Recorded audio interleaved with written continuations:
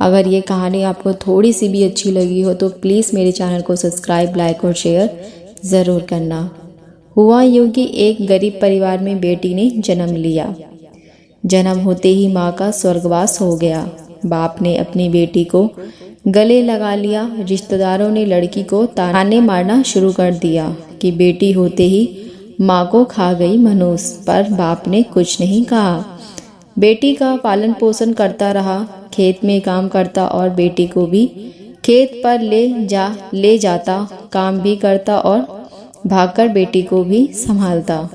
रिश्तेदारों ने बहुत समझाया कि दूसरी शादी कर लो, पर बाप ने किसी की नहीं सुनी और पूरा ध्यान अपनी बेटी के पालन पोषण में लगाए रखा। बेटी बड़ी हुई, स्कूल गई, फिर कॉलेज गई, हर बार फर्स्ट आती। बाप बहुत खुश होता, लोग बधाइयाँ देते। बेटी अपने बाप के साथ खेत में काम करवाती, फसल अच्छी होने लगी। रिश्तेदार ये देखकर चिढ़ने लगे, जो उनको मनहूस कहते थे। वो दिन भी आ गया जब वह लड़की एक दिन पढ़ लिख कर पुलिस में एसपी बन गई। एक दिन किसी मंत्री ने उसको सम्मानित करने का फैसला लिया और समारोह का बंदोबस्त करने का आदेश दिया। समारोह उसके ही गांव में रखा गया। मंत्री ने समारोह में लोगों को समझाया कि बेटा बेटी में फ़र्क नहीं करना चाहिए। बेटी भी वो सब कर सकती है जो बेटा कर सकता है। भाषण के बाद मंत्री ने लड़की को स्टेज पर बुलाया और कुछ कहने को कहा। लड़की ने माइक पकड़ा और कहा, मैं आज जो भी हूँ अपने पिता की वजह से हूँ, जो लोगों के ताने सहकर भी मुझे यहाँ तक ले आए। मेरे पालन पोषण के लिए इन्होंने दिन रात एक कर दिया।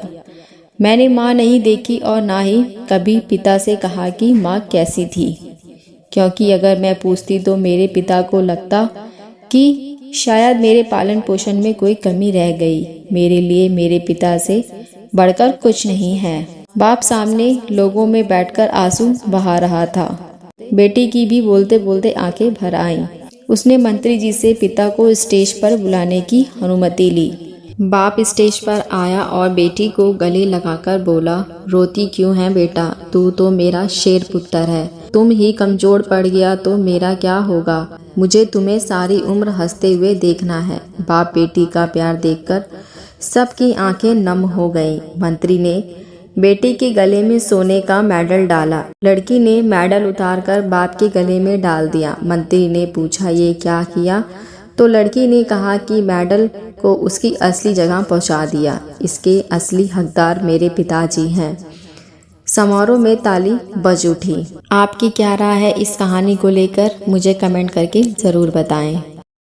मैं आशा करती हूँ ये कहानी आपको अच्छी लगी होगी। अगर अच्छी लगी हो तो मेरे चैनल को सब्सक्राइब, लाइक, शेयर ज़रूर करना।